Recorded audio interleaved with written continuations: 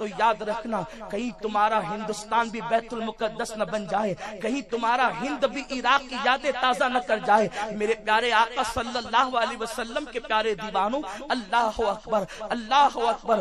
آج ہر انسان حالات کے بدلنے کی بات کرتا ہے، حالات کی تبدیل کرنے کی بات کرتا ہے۔ حالات کی تبدیلی کے لیے کتنے لوگ ہیں جو اللہ کی بارگاہ میں دعائیں کرتے ہیں۔ کسی صاحب دل نے کہا، حدیث صحیح بھی ہے، کہ اللہ تبارک و تعالی ہر روز رات کے آخری حصے میں پہلے آسمان پر آسمان دنیا پہ نزول اجلال فرماتا ہے۔ شب برات اور شب قدر کا انتظار کرنے والوں، میرا رب ہر رات کی آخری پہر میں آسمان دنیا پہ نزول اجلال فرماتا ہے۔ وہ اللہ جو آنے جانے سے پاک ہے، وہ آسمان دنیا پہ نزول اجلال فرماتا ہے۔ وہ کیوں آتا ہے پہلے آسمان پر؟ اپنی شان کے مطابق ہماری بگڑی بنانے کے لیے، ہمارے مقدر کو سنوارنے کے لیے، ہمارے حالات کو بدلنے کے لیے، ہماری زندگیوں کی تبدیلی کے لیے۔ اور وہ خدائے بے نیاز خود پکار کر کہتا ہے، کہاں گئے عشق کا نعرہ لگانے والے، کہاں گئے اپنی بگڑی بنانے کی بات کرنے والے، کہاں گئے رزق کے متلاشی، کہاں گئے حالات کے ماہر، کہاں گئے اپنی مقدر کو سنوارنے کی بات کرنے والے۔ لیکن اس وقت تو حالات یہ ہوتے ہیں، ہم رات کے 3-4 بجے تک جگ کر کے اپنے بستروں پر خواب خرگوش میں سو رہے ہوتے ہیں، اور ہمیں فجر کا احساس بھی نہیں ہوتا۔ وہ بے نیاز خدا، وہ بے نیاز رب اپنی رحمتوں کو ہماری چوکھٹ تک پہنچا دیتا ہے، بلکہ وہ ہماری شہرت سے زیادہ قریب ہے۔ اور صبح تک وہ پکار کر کہتا ہے، یہ کیا بے رخی ہے، ذرا آؤ بھی تو، مجھ سے مانگو بھی تو، سوال بھی تو کرو تاکہ میں تمہاری جھولی بھر دوں۔ صبح کے اجالے میں نعرے لگانے والے جتنے نعرے دن کے اجالے میں لگاتے ہیں، اگر رات کے آخری پہر میں آنسوؤں کے 2 قطرے مولا کی بارگاہ میں پیش کر کے امت کے حالات کی تبدیلی کی دعا کر دیں، تو میں سمجھتا ہوں کہ شاید نعروں سے زیادہ مؤثر وہ ہماری آنکھ کے 2 آنسو ہوں گے۔ لیکن ہمیں رونا آتا کب ہے؟ ہمیں تو رونا ہیرو اور ہیروئن کی جدائی پر وہ مناظر دیکھ کر ہمیں رونا آتا ہے۔ مصطفیٰ نے طائف میں پتھر کھائے، یہ داستان ہماری آنکھوں کو نہیں رلاتی۔ مصطفیٰ کریم کو 3 سال تک شعب ابی طالب کے اندر قید کر دیا گیا۔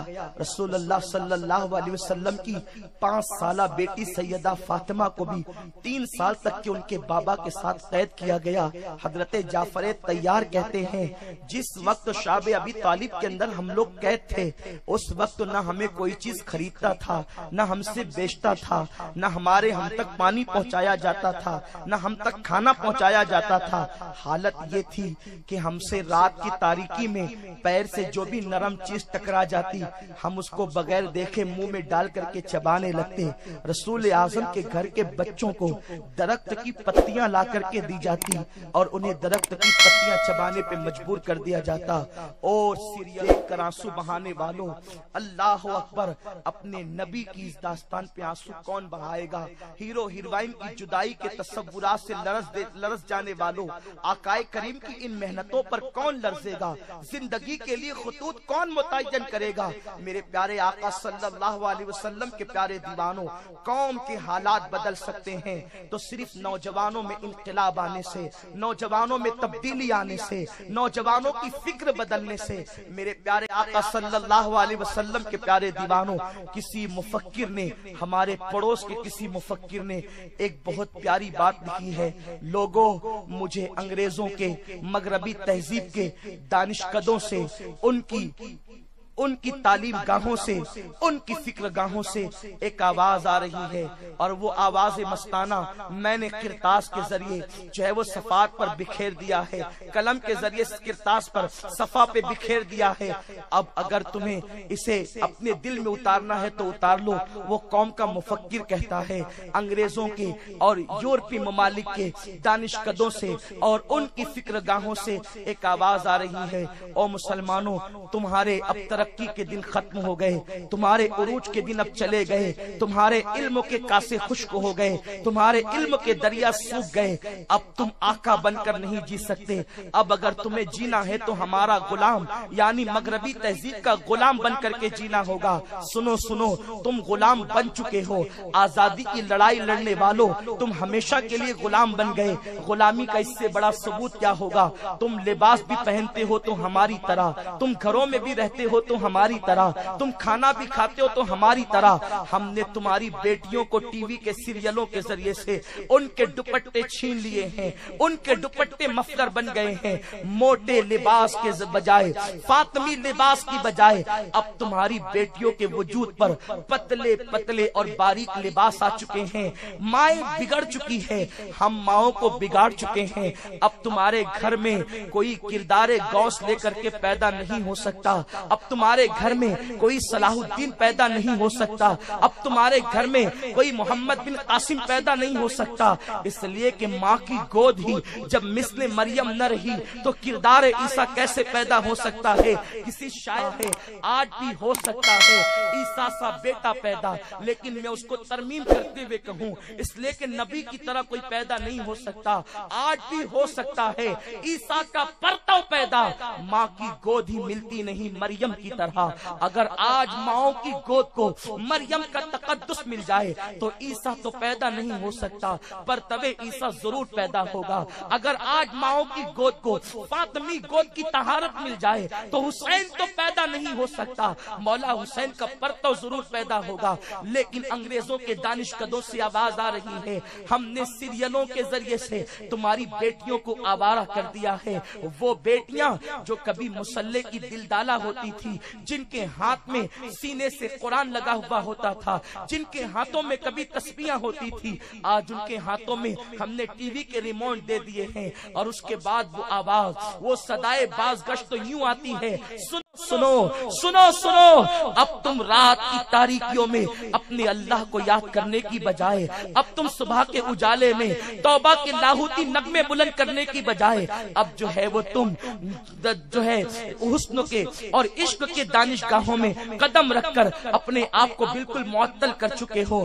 سن لو اب بیت المقدس پر اسلامی پرچم لہرانے کا خواب بھول جاؤ، اور سنو اب اسپین اور دنیا کے دوسرے ممالک کے اندر اسلامی تہذیب کی نشاط ثانیہ کا تصور فراموش کر دو۔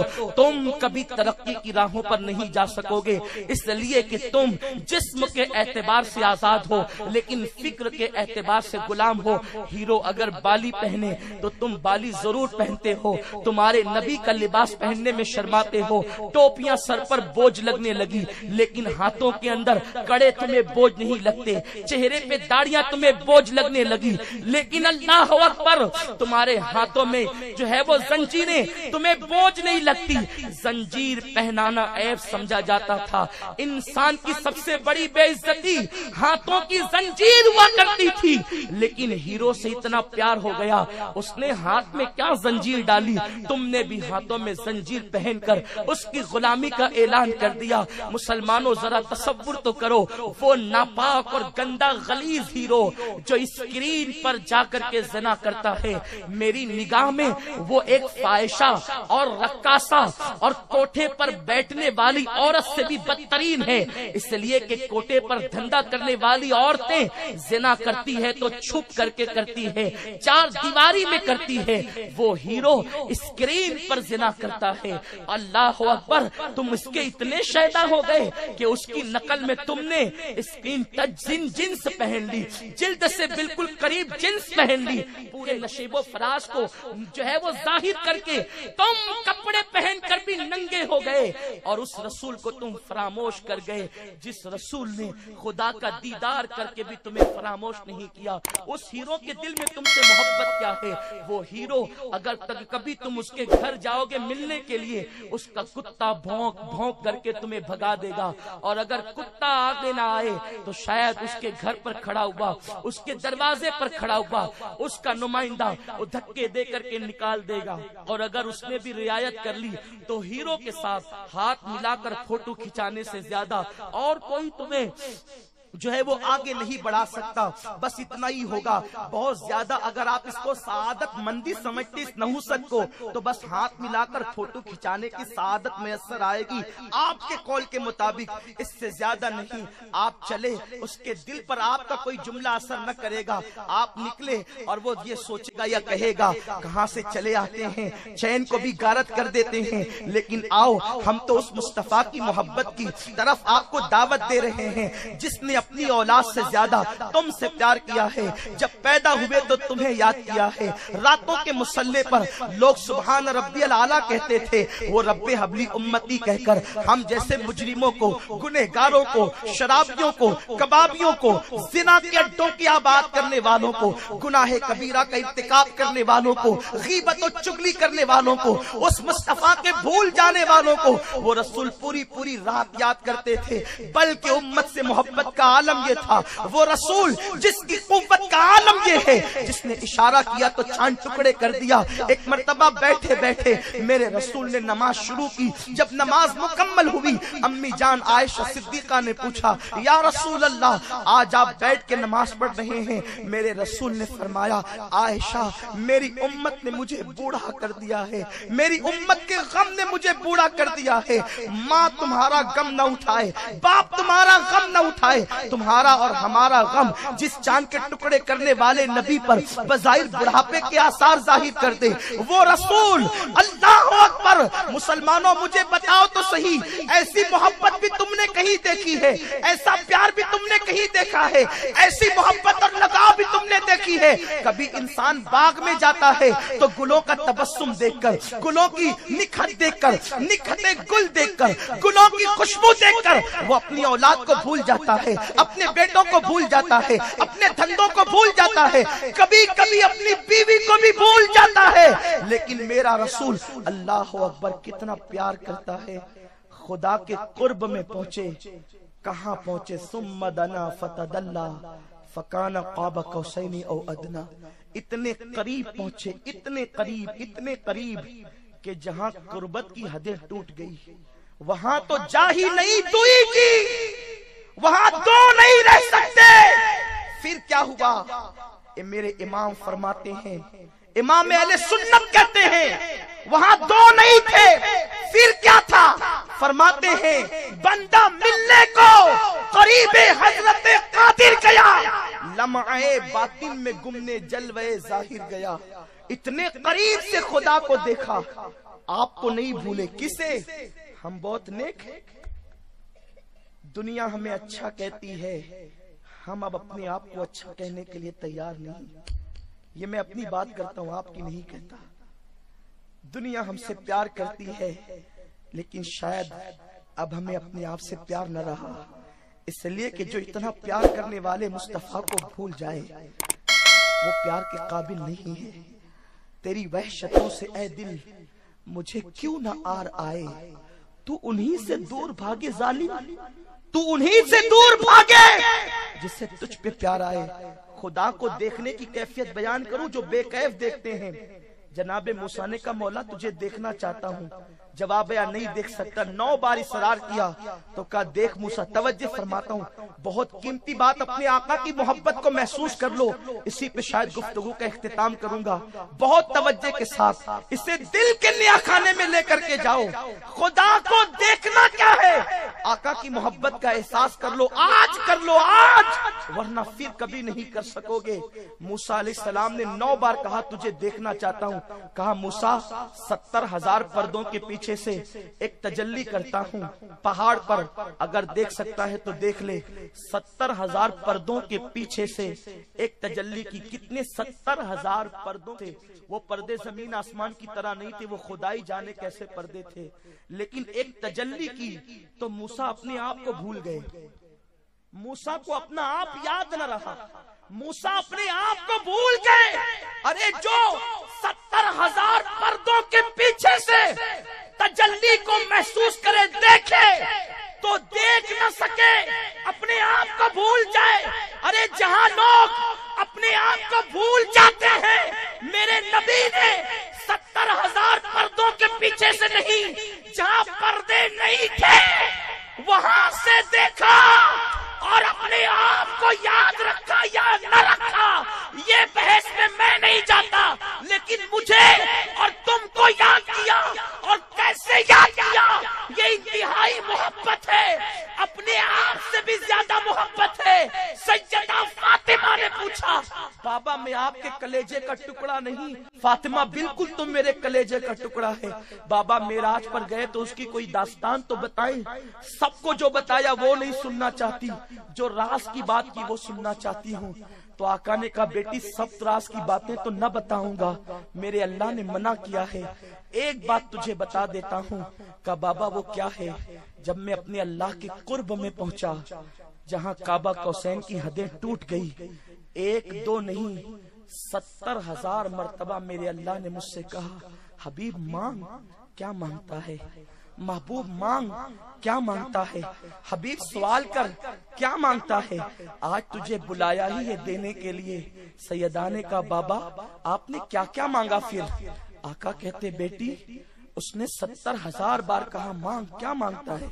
میں نے 70,000 کے جواب میں ایک ہی جواب دیا، مولا میری امت کو بخش دے، میری امت کو بخش دے، میری امت کو میرے حوالے کر دے۔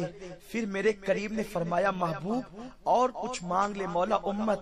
تو ارشاد ہوا حبیب قیامت کی فکر نہ کرنا، قیامت کا دن ہوگا، تیرے سر تاج شفاعت سجاؤں گا، اور تو جس کو چاہے گا اس کا عمل نہیں دیکھوں گا پیارے، تیری صورت دیکھ کر اسے جنت میں داخل۔ اب میں تم سے پوچھتا ہوں جو خدا کو دیکھ کر ہمیں نہیں بھولا، توجہ چاہتا ہوں بہت غور سے، اگر عشق رسول کا ذرہ بھی ہے تو اس کا واسطہ توجہ سے، جو خدا کو دیکھ کر وہ رسول ہو کر، جو خدا کو دیکھ کر ہمیں نہیں بھولا، ہم گانوں کو دیکھ کر انہیں بھول گئے، ہم فلموں کو دیکھ کر انہیں بھول گئے، ہم انٹرنیٹ کی راتوں کو میں انہیں بھول گئے، ہم کسی کے زلف رخسار کو دیکھ کر انہیں بھول گئے۔ بتاؤ ظالموں محبوب کا حق تھا یہی؟ ظالموں محبوب کا حق تھا یہی؟ عشق کے بدلے عداوت کیجئے، جو خدا کو دیکھ کر ہمیں نہ بھولا، ہم گناہوں میں انہیں بھول گئے۔ سنی دعوت اسلامی انقلاب عشق رسول کی تحریک ہے۔ اگر زمانے میں انقلاب پیدا کرنا ہے، آج تلواروں کا دور نہیں، آج کردار کا دور ہے، آج کیریکٹر کا دور ہے۔ پلٹو مصطفیٰ کریم کی طرف، پلٹو مکین گنبد خضرا کی طرف۔ آج کے بعد ہمارے ہاتھوں میں ناول نہیں، آج کے بعد ہمارے ہاتھوں میں تسبیح ہوگی۔ انٹرنیٹ پر بیٹھو ضرور بیٹھو، لیکن زنا کے مناظر دیکھنے نہیں۔ انٹرنیٹ کے ذریعے سے آپ دین کی خدمت کر سکتے ہو۔ میں انٹرنیٹ کے بارے میں اتنا زیادہ نہیں جانتا، لیکن ہمارے برادر بزرگ بلبل باغ مدینہ قاری رضوان صاحب قبلہ اگر انہیں وقت ملے گا تو یہ آپ کی رہنمائی کریں گے کہ آپ انٹرنیٹ کے ذریعے دین کی کس طرح خدمت کر سکتے ہیں۔ یہودیوں کی الگ الگ ویب سائٹ ہے، عیسائیوں کی جس پر حضور پر اعتراضات ہے، حضور کے لیے گالیاں ہیں، آقا کریم کے لیے حفوات اور بکواس ہے۔ اگر کسی کو آقا کی بارگاہ سے معرفت نہ ملی ہو، یہ ساری چیزیں پڑھ کر کے وہ گمراہ ہو جائے گا، آقا سے بدزن ہو جائے گا۔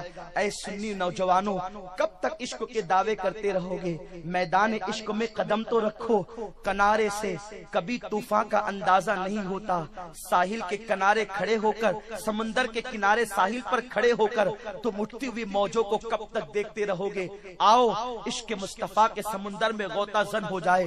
یہ وہ دریا ہے جو نکل گیا وہ ناکام ہو گیا، اور جو ڈوب گیا وہ پار لگ گیا۔ آئیے ہم سب ڈوب جائیں عشق مصطفیٰ کے سمندر میں، غوطہ لگا دیں، اور ایک دوسرے کا ہاتھ میں ہاتھ ملا کر، ہاتھ میں ہاتھ تھام کر، سنی دعوت اسلامی سے منسلک ہو کر ہم زمانے میں انقلاب پیدا کر دیں۔ یہ تحریک کسی سلسلے کی تحریک نہیں، یہ تحریک کسی فرد واحد کی تحریک نہیں، یہ تحریک مکین گنبد خضرا کی تحریک ہے، یہ تحریک ہر عاشق رسول کی تحریک ہے۔ آؤ ہاتھ میں ہاتھ ملاؤ، سمندر کے کنارے کھڑے ہو کر موجوں کا تماشائی نہ بنو، ورنہ کبھی عشق مصطفیٰ کا سیب تمہارے ہاتھ نہیں لگے گا.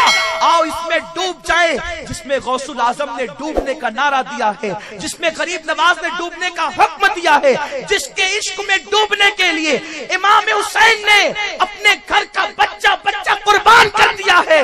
آؤ دیہات محنت کریں، جو کلمہ نہیں جانتے انہیں کلمہ سکھائیں، جو نماز نہیں جانتے انہیں نماز سکھائیں، اور پوری قوم کو مصطفیٰ کریم کے قدموں میں لے آئیں. یہ عہد کریں نہ آج کے بعد گناہ کریں گے نہ گناہ ہونے دیں گے. خدا تجھے کسی طوفان سے آشنا کر دے، خدا تجھے کسی طوفان سے آشنا کر دے کہ تیری بحر کی موجوں میں